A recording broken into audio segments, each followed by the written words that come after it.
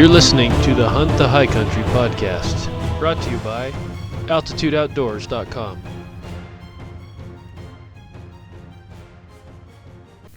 Hey guys, this is Brad Carter. I'm here with Billy Kennington of the Hunt the High Country podcast, brought to you by all of us over here at AltitudeOutdoors.com. So today we're going to sit down with Zack, Keey, and we'll talk about mule deer in the high country, mule deer in the low country, elk, solo hunting, gear, long-range hunting. Also animals in the backcountry. Yeah, livestock in the backcountry. The pros and cons to that and why he opts to use them. So, guys, if you're interested in any of that stuff, this is a very valuable podcast for you. Zack lays down some tips and tricks that he uses that I think are incredible. We'll jump into that in just a minute. A couple things. We like to kind of go over what's going on with Altitude Outdoors and what's upcoming. Make sure you go over and check out our new YouTube page. We've been uploading pretty heavily since December with our vlogs, hunting videos, and we've been having fun with that. So if you're on YouTube or you have a Google account, head over there, subscribe, keep up with everything that we're doing, including our Hunt the West series where we go over every state before the application deadline so you can get a little bit more familiar with applying in a state maybe that you've never looked into or you've thought about applying for but haven't done yet. Also, our Facebook page, our group page is the Altitude Invasion. We post a lot of the updates and links to the podcast, but other things that we're doing on that page. So if you're not part of that group, we like to post, some of our guests and different things and have questions for them from part of our listeners. So follow along with us there. We're always open and really appreciate your feedback and comments. You can email those to us at altitudeoutdoors.com@gmail.com. Without further ado, here is Zack Keey. Well, tonight we're here with Zachary Keey. First time I saw Zack, it was with a huge buck in 2015 that was the Wyoming state record. So I've always wanted to hear his story, and we wanted to just get him on, and we're grateful that you could be here, Zack.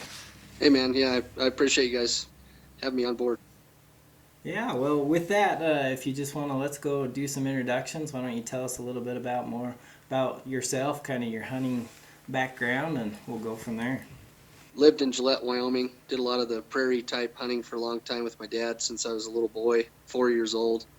Got into the competitive archery and started doing competitive archery for a lot of years. Moved to Kimmer, Wyoming, of all places, and that's where the passion for the high country hunting and everything started, and slowly adapted from backpack hunting into the deep backcountry with mules and horses. That's a snapshot, I guess, of the journey. So how long have you lived in Wyoming now? Going on 32 years. So I've always been a Wyoming resident. So. Oh, nice. How about on this side, over in Kemmer? How long have you lived there? I'm looking at. I think I've been over here probably 15 years. Nice. Yeah, it's been a pretty long. Right. I moved over here when I was 15, 16 years old, and so I've been hunting, here in the high country ever since. So what's your favorite animal and species to hunt, Zack? Of course, it's the mule deer. The only other thing I've hunted recently that in the last year that I can compare to a mule deer is a sheep. We went on a desert sheep hunt, but the mule deer, there's something about them. I mean, the elk, I love hunting elk and everything else too, but the mule deer, just something about them, intrigues me. So something about them also gets us too. I feel the same way. The high country, it's nothing like it. So for sure.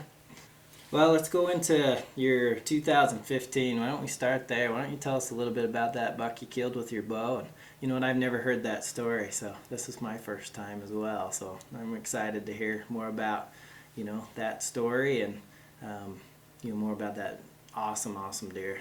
Yeah, sure. It's kind of a longer story, but I'll try to summarize it to the action-packed stuff. But I basically stumbled across that buck. I went up on a high country scouting trip, and when I was coming off of that scouting trip, I had about a 210 buck spotted up there. I was going to archery hunt with my bow, and I was coming down off that trip, and I actually seen this buck in the lower country running across some BLM stuff. it caught my eye as I couldn't believe, the caliber of buck he was, and he was with, 4 other bucks, and there was also another nice, probably a 195, 200-inch typical with him as well. That's kind of when it all started. I mean, he was a lower land buck, and kind of in a place you wouldn't, imagine him being. I kind of wanted to figure out if he was just passing through there. For the first day, I thought, man, he was just coming through, and it was kind of just a coincidence. And a day and a half into it, I actually found him. And then at that point, it's about a week and a half, almost 2 weeks before season opening, September 1st, and I started patterning him. And nobody knew about him for the longest time. I mean, nobody ever knew about him until I shot him. I mean, I didn't tell a soul. I didn't tell my dad, anybody. Up until the very end. When I got to the very end of the season, I actually invited a good friend Ray Alexander with me, and he's somebody I had taken up on a hunt, and we'd killed a 208-inch buck together. So I invited him in on the last minute, probably 2 days before September 1st. And that's when we started really getting nervous. I was worried the whole time if somebody was going to find out about this buck, because he was in an obvious place, and luckily I never saw a soul, so it was pretty pretty unique. Sometimes you do find those big old boys in places you wouldn't think. Yeah, and I got a little bit awesome. I got a little bit of crap flicked at me because I shot him in the lowland, if you want to call it that. And I'm supposedly known for the high country hunting and everything else. The only response I have to that is you shoot them where they live. I mean, you stumble across something like that, it's like you can't turn your head, walk away from it. So that morning, I was glassing him from with a spotting scope about 1,800 yards away, and that's one thing I kind of regret a little bit, just because I didn't get any quality. I got some pictures of him during the scouting season, but nothing that great of quality, and I wish I would have done that a little different, got a little closer. But I wanted to be a long ways away from him.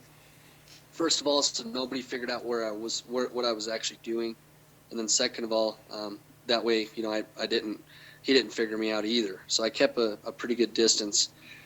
He was going on he was on some private land and BLM land, and he was going into some different ranches as well. So I went and got permission from some ranch owners to pursue this buck, depending where he was at. BLM, I didn't want to have any boundaries, I guess, depending on where he was. Opening day, I went out with Ray Alexander that morning, and the wind was wrong. It was blowing directly into him, so I backed out and waited till about 1 o'clock that day, and then I snuck in to where I believed he was going to come through, the trail he was going to come through on. I basically made a post and sat there. So I sat there from 1 o'clock in a storm of mosquitoes and in the heat. Sat there until he finally came in. I think it was around 7:30, that afternoon. So it was a long sit. I was going nuts. And one tip I could give people is one thing with him.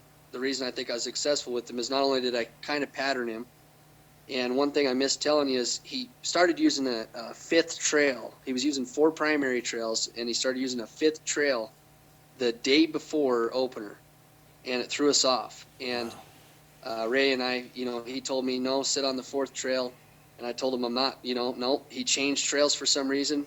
Something changed him. I'm sitting on the new trail, the 5th trail, and that's where I ended up killing him, is on the 5th trail. So one thing I can say is I think it's important people are patient and they pay attention to what those animals are doing. And the patience part is the wind was bad, so I backed out, and then I had another opportunity to go sit on the trail again.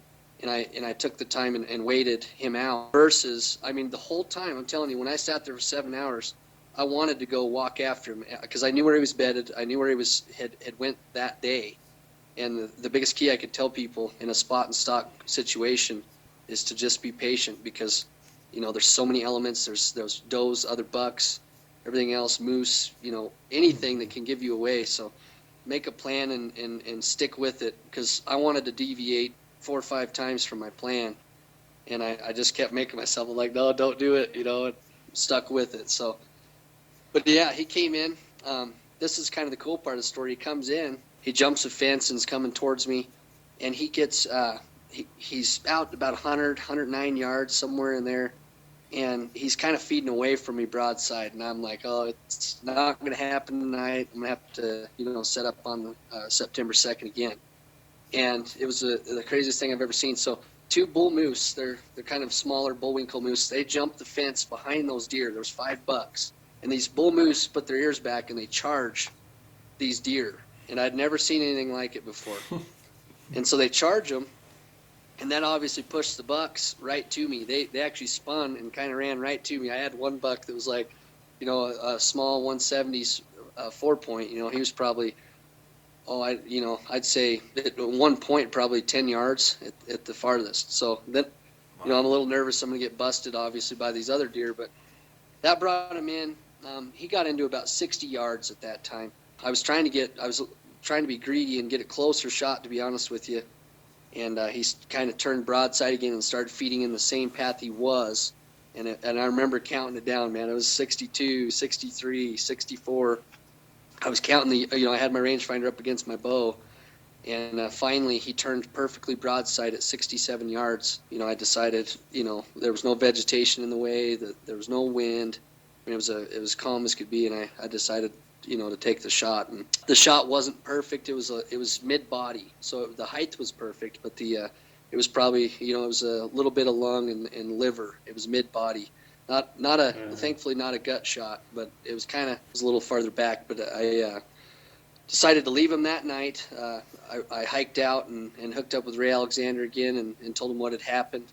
And then the next day, September 2nd, is when we went and found him. That's a snapshot. I mean, there's obviously a little bit of small detail I'm leaving out, but it was exciting, and I still relive the hunt all the time. I mean, it was a neat experience. It's kind of what it's all about right there. Even though he's huge, just the whole experience from the bull moose to everything else. That's pretty cool. Right. I just had a couple questions. When you said that you had pretty much patterned him, were you guys sitting on him every day? Were you every other day? How much when were you watching him from the time you found him to September 1st or 2nd?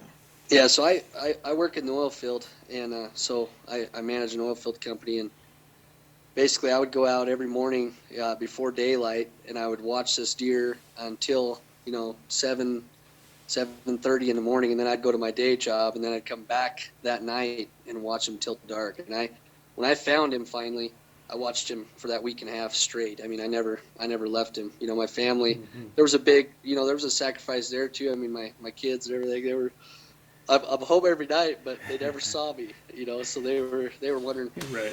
they were wondering where Dad was, and but it was one of them deals. My wife was the only one, honestly, that knew about this deer. I had to tell her so she didn't wonder what I was doing, but nobody else knew. So it was kind of a hush deal. And I would actually park my truck in a certain spot, and then I'd actually walk in. And a few times I even had my wife drop me off so I could walk in there. So because I didn't want people seeing my truck or anything. So it was because he was honestly in a super obvious spot. If people knew where I killed him, they'd probably be like, you'd be joking. I was 5 minutes from the town I reside in. So, I mean, it was just a crazy, deal. I still can't believe it happened the way it did, to be honest. Yeah, that's pretty crazy. So you say you found him, like, when did you find him? Like a week and a half before the hunt, you say? Yeah, it was probably 2 weeks. Later, mid-August? Yeah, yep. It was probably 2 weeks before the hunt. And then by the time I found him, I didn't go look for him for a couple days, and then I looked for him for about a day and a half and finally found him. Right on. Yeah, that's cool. Yeah, it's crazy, man. I don't know. Sometimes you think you have them figured out, and then they'll do something that just totally surprises you. Right. Well, I was just going to tell you, when I say I patterned him, too, it was tough. I mean, mule deer are totally different than whitetail and stuff. He had no rhyme or reason whatsoever. I mean, he would use one trail one day, and then the next day use a different trail, and he'd use that 3 times, and then next time he'd never use that trail again. I mean, there was no reason to what he was doing, and I couldn't figure it out, to be honest with you. But I just kept watching him and trying to put some kind of pattern together. And like I said, the night before he switched to a 5th trail he'd never used ever in the week and a half, and I decided to sit on that, and that's the one he came out on for whatever reason. So they're tough, even though I killed them in a lower land country. I mean, they're still smart. Yeah, they can be tough to pattern. It seems like different bucks have different personalities, and sometimes you can kind of figure out what they're doing, but other times it's almost like they're just random. And especially as you get close to that September 1st, I mean, When they they can, go they can get hard-horned. hard to keep track of. It also seems to change, when they transition to Right. the hard horns too. That kind of throws off their Right. pattern a little bit. But I think one thing that we can learn is, I don't know who said this, but persistence kills big bucks, and I don't think there's any substitute for time in the field. I mean, I don't think you would have. I mean, you wouldn't have even known where that buck was going if you hadn't have spent that time to even learn that fifth trail. I just don't think there's anything that we can do to that accounts or can make up for time spent. When you were out looking for him, were you finding him pretty much every day?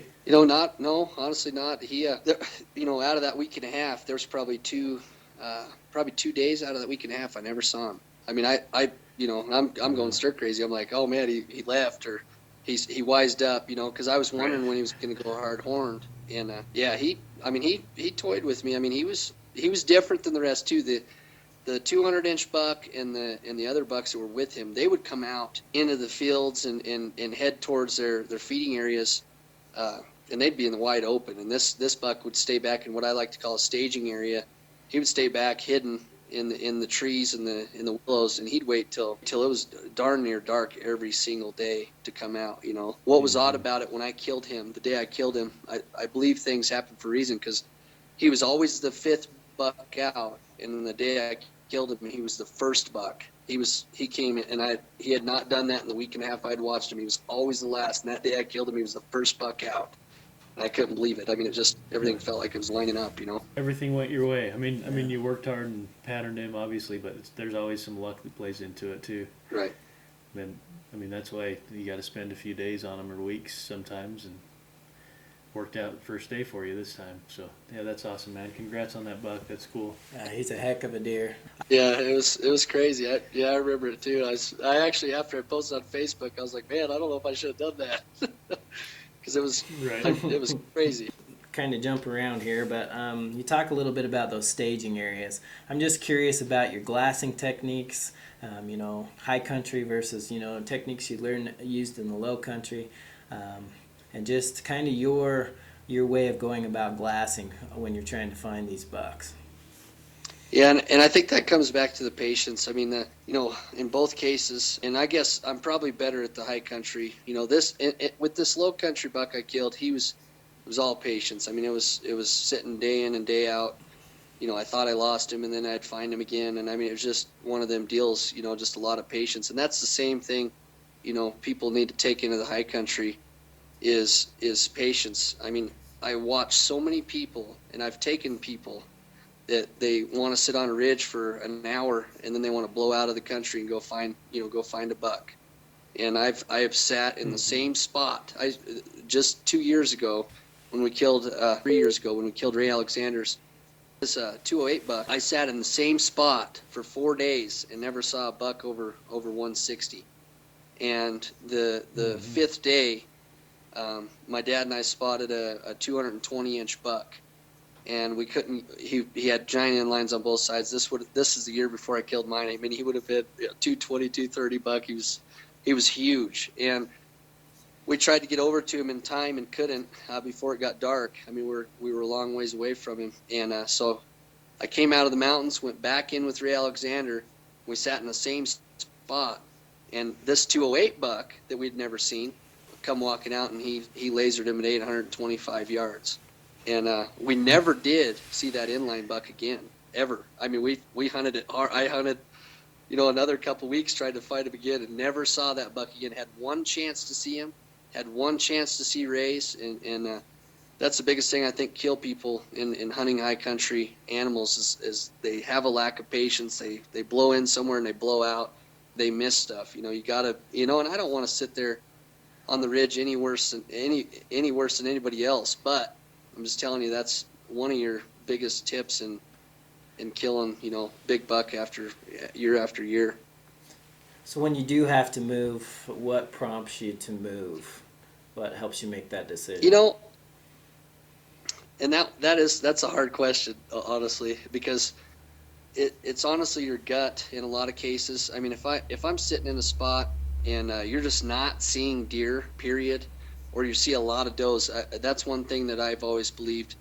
Seems like if you're seeing a lot of does, the bucks aren't far away, but they're not, they're not right there with all the does and the fawns and stuff. So it's just kind of a gut thing, I guess. On that, honestly, I'll be honest with you. I've sat in some spots before that I didn't think were that good, and then 3-4 days into the sit, see the bruiser. So honestly, the patience of sitting there is more valuable. But you guys know, you got to know, what kind of terrain to be looking at too. And then there's some spots that just are obviously just look like they're a good deer spot. I mean, they got the buck cabbage, I like to call it, Right. and brush and cover. But one thing that I think, and I probably shouldn't even give this tip out, but one thing I think that helps me with the high country mule deer is I hunt them in a spot that people don't normally think to hunt them. People always look at the big basins with the little scrub trees and the deer cabbage, and that's where they always assume that's going to be. I like to go into the dark timber. I like to go into where the timber's thick. There's very few patches of openings, very few patches at all. I mean, it's almost solid timber. That's where I go in a lot of cases. And the problem is you glass and glass and glass for days, like I was saying, because there's not a lot to glass, and you feel like you're going crazy. But where I find a lot of these big bucks is where people don't expect them to be. I mean, it's thick elk timber, and that's what people need to understand. Once that opening day happens of rifle, they're out of there, man. Those big bucks, they're not going to hang around. They may get stupid for one day, but after that, they're headed for some smarter cover. You just got to try to think, if you were a deer, where would you go? And everybody's still hunting the big old open basins, a week into it. Oh, I haven't seen a deer. And I'm just like, yeah, keep looking here, You just roll out to your spot. So, I mean, we hunt similar areas because we're residents here, and it's a general hunt, I mean, that's the tough thing is you've got a lot of hunters. And even especially in the last few years, I think like the number of hunters is getting a lot higher. Especially in the high country. And so, yeah, I mean, getting away from other people, I mean, I don't know how many times I've had a hunt ruined or deer pushed out or a deer shot that I was watching that was, from another hunter. I think that's an important thing, is to try and know where the deer are, where the hunters aren't going to be, which it can be kind of hard to find those areas, but I mean, people are kind of drawn to the high country, like you said, and I think they're like, the bucks are in the high country, but they're everywhere. They're at 6,000 feet, they're at 10,000 feet, So Zach, I'm just curious with your glassing technique. Are you using binos? What kind of binos are you running in those shorter quarters where you're looking for those deer? And then just go through kind of what your glass setup is, what you're using and running these days, and then I'm just interested to know that kind of stuff. So, I'm going to shock people because I don't, I honestly don't have the best quality glass. I have Brunton binoculars, which are now out of business, and they're the Eterna's 45 power, but they're okay, but they're not even the best. And then I have a Zeiss a dialectic spotting scope, and I'll be honest with you, I've looked through much clearer glass and everything else, but someday I'll end up getting some better quality glass at some point. But that stuff's done me well. I know one thing. When I first started hunting the high country mule deer, I had a little Brunton spotting scope, and the thing, I don't even know what power it was. It was not much. And then when I stepped up to the Zeiss, it helped tremendously. I mean, having the right optics and stuff, helps. But I think it still comes back to the patience. The way I glass is my bare eyes and binoculars first, and I try to locate some deer, some potential spots that look like it. And then once I have not succeeded there, then I'll get that spotting scope up and I'll actually start breaking trees apart, breaking the country apart, and that's when you start finding them by horn tips and maybe just small patches. But I usually start with the binoculars first and then go to the spotting scope. I think the spotting scope almost can be a bad thing if you start with that, because you're so zoomed in, you miss things, in my opinion. So it's pretty much what we do. Yeah. Yeah, I agree. I actually use that same spotter. I like it for the backcountry. I mean, for as light as it is. I mean, you're not alpha glass, but it's pretty decent. Yeah, yeah, it works. I've been happy with it. Yeah, I like it. So Hmm. it's nice and packable. That's what I like. So let's talk about. You did say in your intro that you used to backpack a lot, and you kind of transitioned to more using some animals. Right. So will you tell us a little bit about the differences that you've learned from backpack hunting and using animals, and then we'll go from there. Backpacking has its pros. The pros of backpacking is you have nothing to babysit. You don't have animals to worry about. There's nothing to worry about. People that backcountry hunt with goats and llamas and horses and mules, I mean, there's a lot of work involved in doing that. From a care perspective, you can't leave your animals. You got to have water. And obviously each animal has their trade-offs. The backpacking is nice because you can just basically blaze wherever you feel like going, and that's what I liked about the backpack hunting. But when it came time, to kill something, it makes it a little more complicated. Most of the hunting I do is solo. I'm 165 pounds, and packing an elk out, 7 miles for me is, that's a chore, just like anybody else. But for me at 160 pounds, it's really a chore. So I decided to take a leap of faith.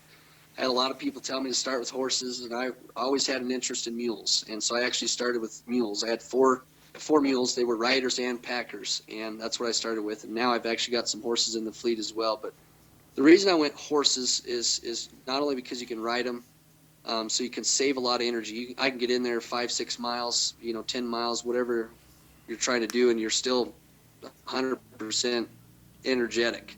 And that's why I went that way. And I'll typically get in there and I'll tie up the horses to some long lines or something, and then I backpack from that point. So I still kind of do a mixture. I'll backpack a couple miles a day still, but at least I'm in there, at a base camp. And so I think that's also helped me be successful with this hunting, to be honest with you, because I'm able to get a little deeper, a little farther away from people, and then continue my backpacking passion.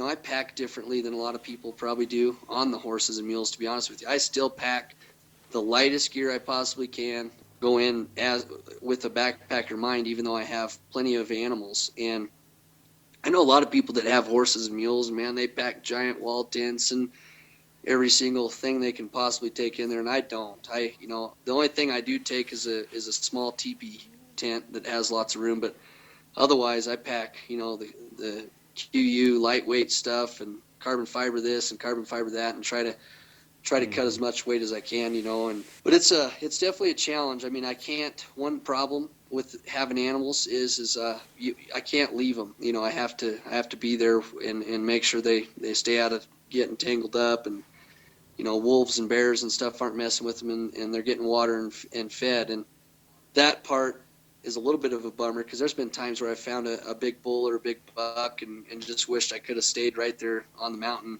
under a tree. And you don't have that opportunity, with those animals. But there's, you can figure pros and cons for everything. I mean, I know Aaron Lyman, you see him on Facebook a lot. That guy has some pack goats.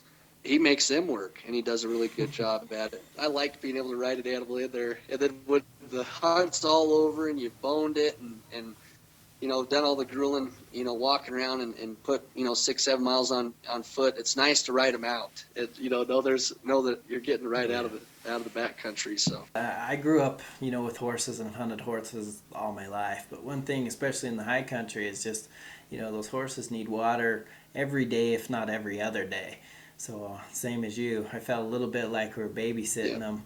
And I found sometimes you spend a couple hours or different things coming back and taking care of them, and then you get them to the water source or whatever, finally find a water source, and then they won't drink. Right. So what's some tips for guys out there that you found managing the animals in the water?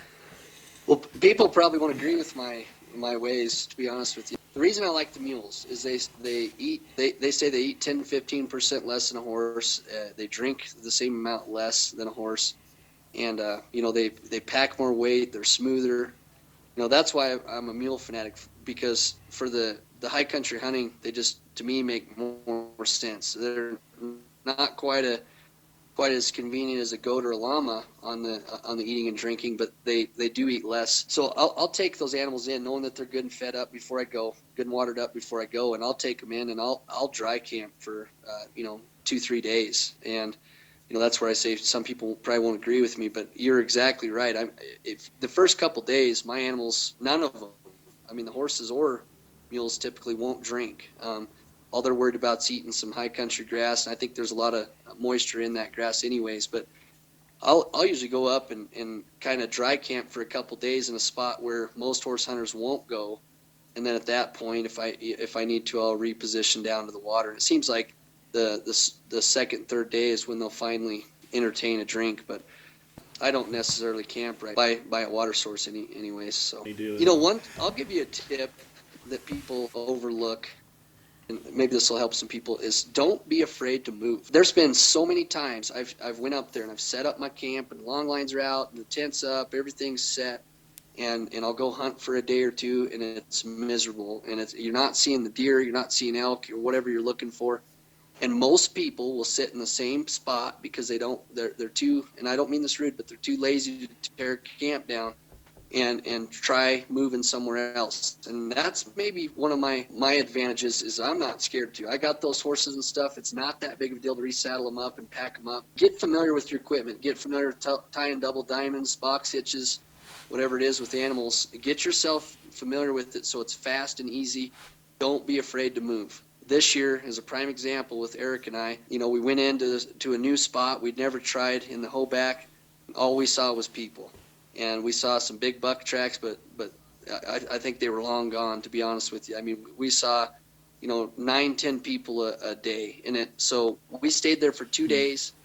We went down to camp. It was a complete torrential downpour. I'm talking just dumping the rain. We packed up camp in the rainstorm, loaded up the animals, rode out.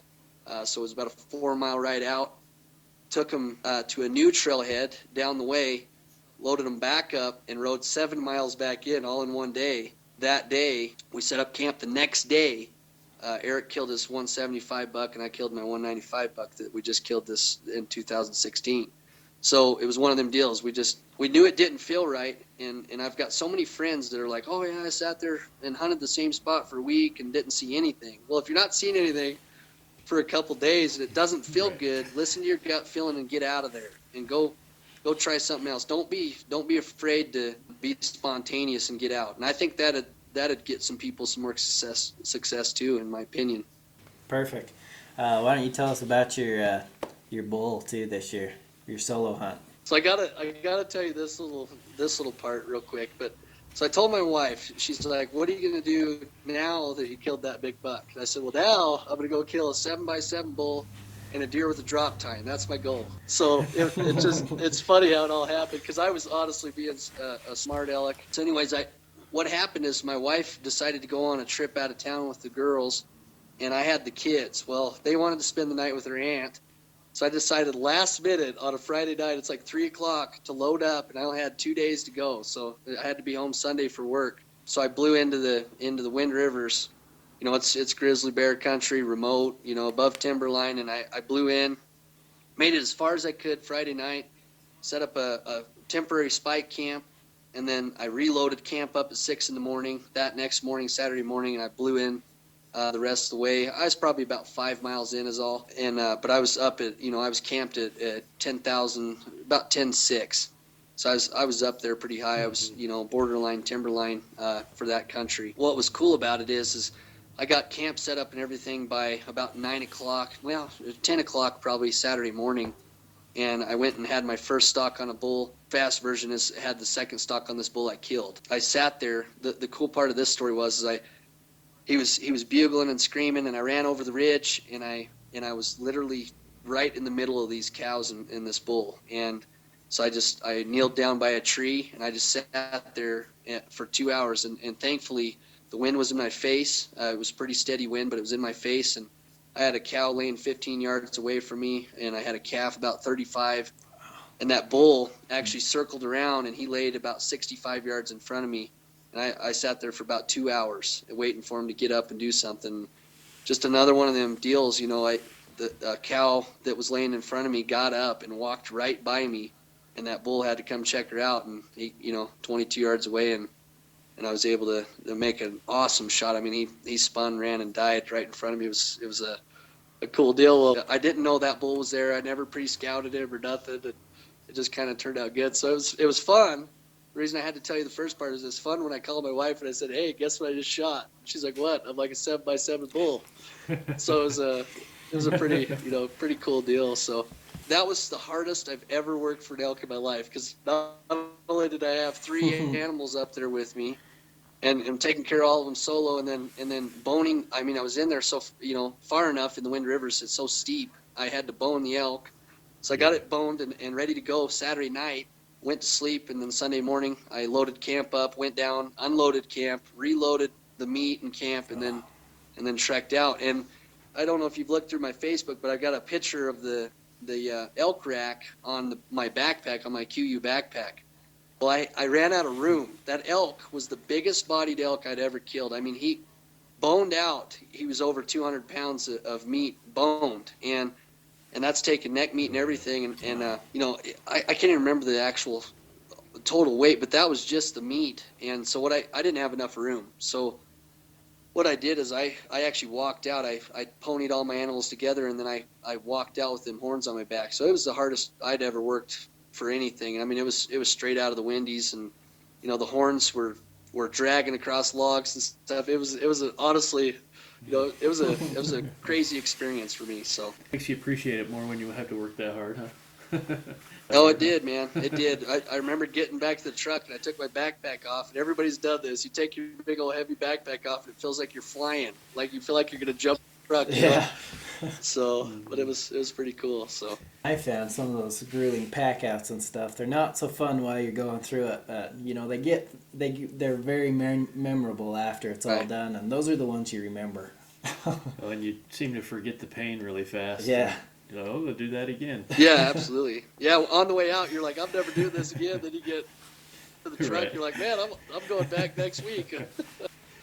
So what are your, I'm a little interested in your tactics when you're solo elk hunting. Like, are you calling at all, or are you mostly just trying to locate and then move in and stalk? Yeah, so everybody has their different deal. You guys are prying for all my good tips, but I don't call a lot. I like to call with a cow call and locate. I don't even take a bugle tube. My dad, it drives my dad insane. Right.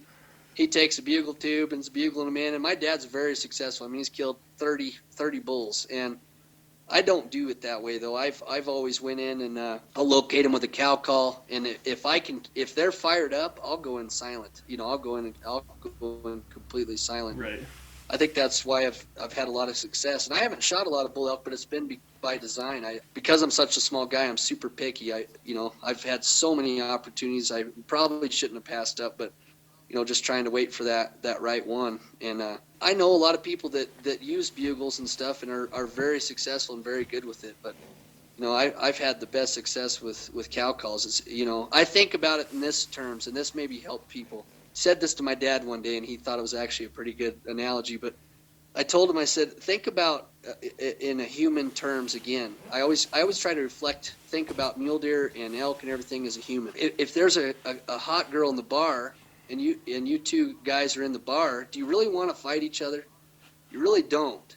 One of you just wants to go, ask the girl to go hang out. Well, I think about the bulls the same way. They don't really want to fight. They're bugling. They're trying to let you know that, hey, I'm in charge, and they want to be the man.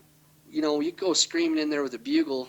A lot of times you'll notice those bulls will turn and run, and it ain't because you're doing a bad job bugling. Yeah. Yep. It's because they'll take their cows and they load them up and they get out of here. They don't want to lose their cows. They don't want to. Yep. They don't really want to have the confrontation, and I think that's what people miss. If they're able to just pick up a cow and there's no other bull around, they'll actually run towards you, try to actually put you into the group with the other cows, and that's why I'm not anti-bugle, but I don't like to use the bugle.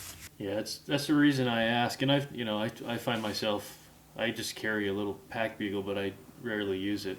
And I haven't hunted elk a lot in the last few years because I kind of just been focusing all my time on deer. But a lot of successful elk hunters don't call. Some do. Right. So I was just interested in kind of what you did, especially by yourself. Because calling by yourself can be tough. Oh yeah.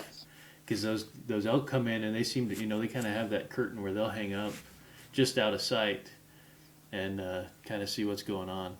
And so it's that last little bit. It's hard to pull them in. At least I think so, by yourself. To bring them in all the way. But I also noticed that too. I started hunting elk. Not a ton, but very similar. And I've also noticed that there seems to be more and more archers. And so you get all these people bugling, and the elk, just like you say, they just kind of shut up and move. And so if you can, a lot of times, if you just do a locator bugle, get them going, and then slip in and use that cow call, I found that to be a lot more productive than even using the bugle. So I've taken a few friends with me hunting before elk, and I don't know how you guys elk hunt, but I also will run at them. I mean, I'll charge them. And when they're fired up, their eyes are rolled in the back of their head, they've lost their minds, they're chasing their cows around. You have to be careful. There's a balance, but there's a lot of times where I'll cow call, and I'm solo, so I know that I have a gap to close before I'm identified, and I'll run. I'll run right into them. I'll be jumping logs, running, making a ton of noise, and everybody's looking at me like, "What are you doing?" And telling you, that noise and stuff doesn't bother them. What'll bother them is when they see you. The noise doesn't bother them. They just think you're another elk tromping through the woods. So that's what I do a lot of times. I'll cow call from 100 yards away, and then I'll run up 60 yards and try to keep some vegetation between me and the elk, and close that gap up to where he thinks I'm still back 100 yards away, and he'll come up into my zone. So there's little things you learn, and it doesn't work every time, but it's something that people can try. yeah, that's a good tip. So Zack, let's talk about, I know you're kind of a long-range rifle guy. I'm interested in your setup and kind of your feelings on this kind of paradigm shift that we're going to long-range hunting. I have mixed feelings about it. I mean, I've got a long-range gun, and I still try to get close all the time. I mean, it's just kind of natural in a hunter, I think, to try to get close. My goal is not to shoot an animal at the farthest range just because I got the equipment to do it. But there's two elements to it. With the long-range shooting, and I think it's very important people understand, is Gunworks and those guys advertise, 1,400 yards out of the box. And I think that is actually bad for the long-range industry, because you're putting the gun in people's hands that don't have any right or responsibility to be using it. And I think it's very important, if people go out and they spend the money and they get the quality optics and a gun, they need to go to the range and practice before they ever think about putting an animal's life in danger with that weapon. So I think that's very important people understand that. But I have a 28 Nosler. I have Blue Mountain Precision, build all of my custom rifles. The guy Eric went to school making bench guns, and the guy's guns are quarter minute all day long. And I think it's important that people have just a super quality shooting rifle if they are going to take the longer shots. I've had people tell me, well, I got a Remington 700 that'll shoot 1,000 yards all day long. Well, yeah, but it hits the side of a Volkswagen Jetta at 1,000 yards. My gun will shoot 5 inches at 1,000 yards. A 5-inch group's a heart shot. I think people need to, if they're going to get into the long range and stuff, they need to take it responsibly and do the right things to be part of that group and practice and everything else. But my favorite calibers are the 6.5 284. The gun does not have a lot of recoil, and it's flat shooting, and shoot a 140 grain bullet. Prime sheep, deer gun, elk. We've killed elk at 600-700 yards with it all day long. I really like the 6.5s, and then 7 mag. If I was to recommend to just the average hunter for long range, a 7 mag is probably your best. You're able to shoot a 180 grain. It's a flat shooting rifle, and that's probably the most recommended caliber I would give somebody, is a 7 mag. The most recent build I've done is a 28 Nosler, 7 mag on steroids basically. I'm shooting 175 grain Hornady ELDX at 3260. The difference is a 28 Nosler versus a 7 Ultra mag is the pressures and everything. A 28 Nosler, they've got it down to a science with the shoulder and the way the cases and everything else, to where they're a very consistent, very good grouping, flat shooting gun. Whereas like an Ultra mag, you'll hear some people say they're a little finicky and they struggle with them a little bit, and that's the difference. They're basically the same thing in a sense, but that 28's just a flat shooting group and, real nice gun. So that's what I've got now is that 28 and still that 6.5 284. But it's all about building a precision gun and having the optics. And I'm a Huskamaw fan. I'm sure everybody's seen that on my post and everything else. I got a sticker on the truck. I'm so Huskamaw diehard. But Huskamaw, there's great scopes out there. I'm not saying there's not other good scopes, but Huskamaw for me, the reason I like it is because it's fast. It's an easy system. I mean, a 12-year-old kid can use a Huskamaw scope. It's they're so simple. They're bulletproof. I've had horse wrecks and everything else, and the things have made it through it unscratched. I'm a big diehard Huskamaw guy. I've been with the Huskamaw group since they had the first prototype, and they care about the product they're building, and that's what I recommend to people. I've heard people say, oh, you can get better glass here and there and this and that, and I've never had a Huskamaw penalize me in a light situation. The reason I like the Huskamaw is because it's got the dial turret system, and I take a lot of kids out hunting to introduce them into the outdoors that don't have the opportunities, and man, it's so nice. I'm not teaching them to shoot long range. That's not the purpose of it. It's so nice to be able to, see a deer out there, an antelope or something at 275, 325 yards and dial that scope to that yardage exactly and tell them to aim small, miss small. You see that tuft of hair on that deer's shoulder, aim for that and shoot it. And that's usually, they miss it by like an inch. And that's why I'm such a big Huskamaw guy too, is I think the ethics they allow you by being able to dial it is top notch. And a lot of people don't understand is Night Force has a dial scope, and so's Leopold, and all these other guys are coming out with it. But Huskamaw was the first patented scope ever to come out with the windage and the turret ability in the top of it. So they're the only ones that have the windage marking, laser engraved into the top of the turret for fast action. You got a deer out there, a coyote out there, whatever, it's right there at your fingertip. Whereas Night Force, you'll notice you get the G7 rangefinder because it figures your wind for you. And the reason they do that, it's not because it's a bad scope or bad setup. It's because they don't have that patent right to have the wind on the turret. That's the difference, and that's why get something you're familiar with and comfortable with, and you need to determine your range ability. And I'm not saying Gunworks is a bad product. They make a nice gun and everything else, but I just hate seeing for the outdoor long range industry, 1,400 yards out of the box on a side of a logo. I think it's horrible for us because there's a big thing going on right now where a lot of hunters and non-hunters are trying to get long range shut down. They want it down. So as hunters and outdoorsmen, we gotta band together, do the right things, be ethical, and not try to take a 1,400 yard shot on a big game animal just because you can. Try to get closer. I mean, we're still our hunters. Right. I as well am a long range guy, and people say, are you really able to do that? And I say, well, right. Yeah, because I've practiced, but that doesn't mean I take the shot. We can always get closer.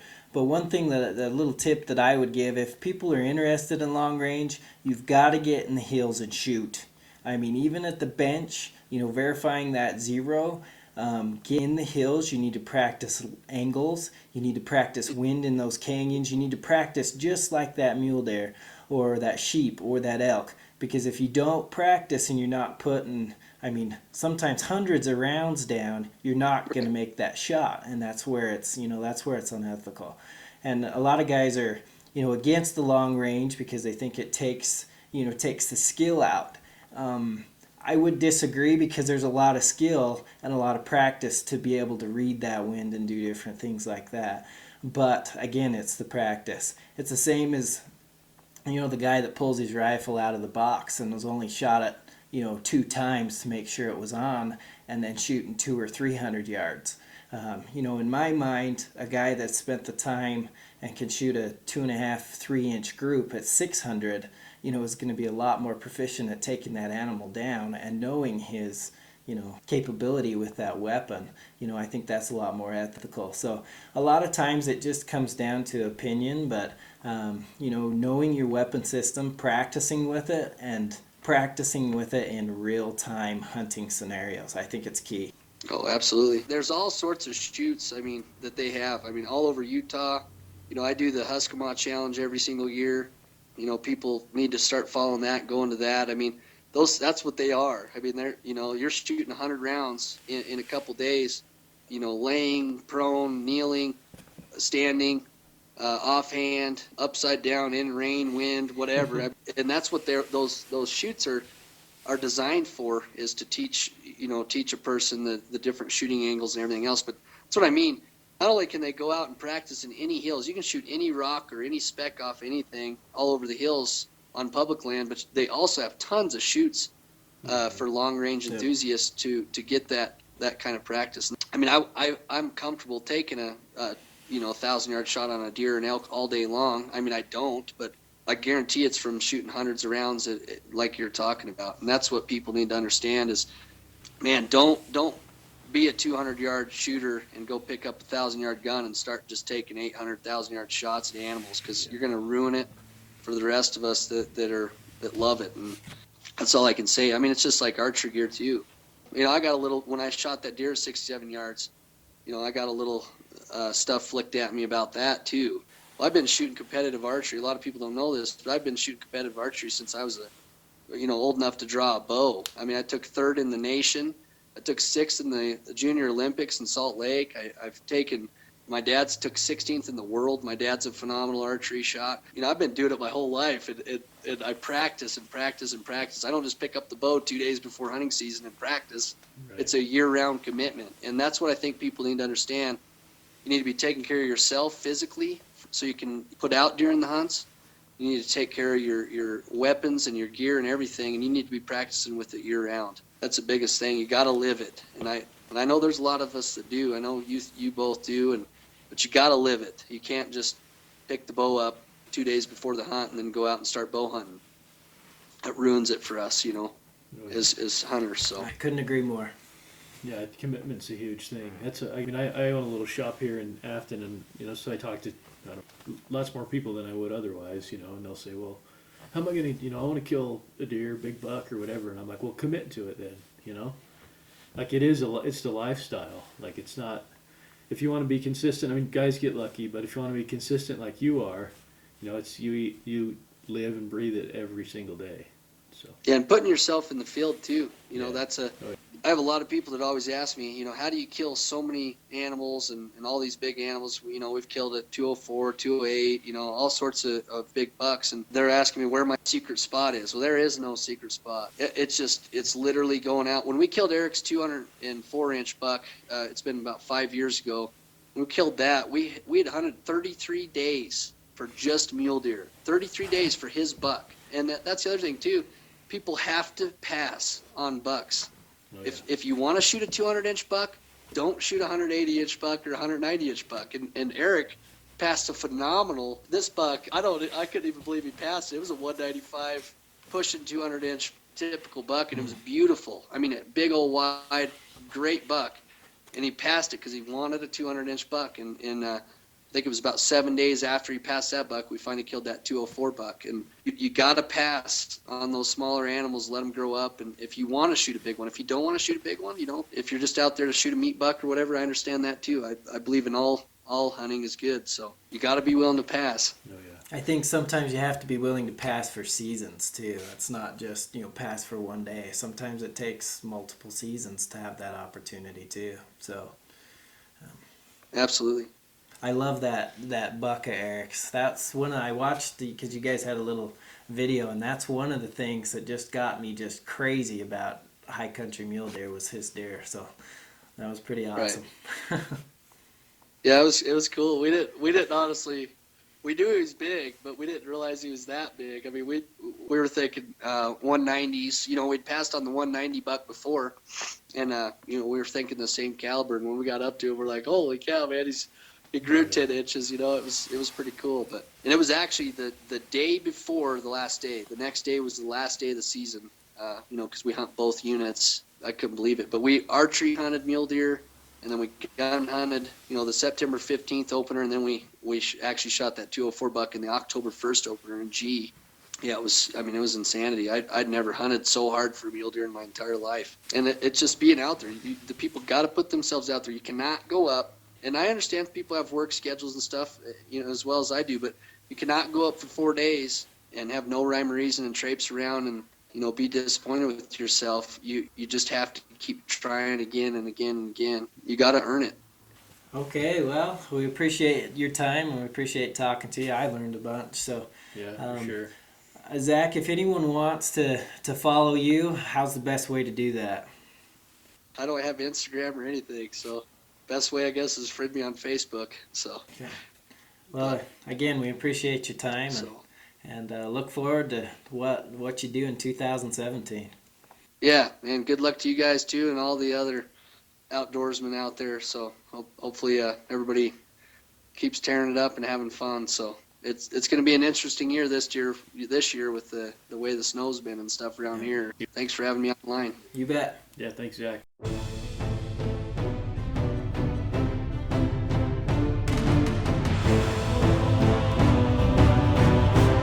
You're listening to the Hunt the High Country podcast, brought to you by AltitudeOutdoors.com.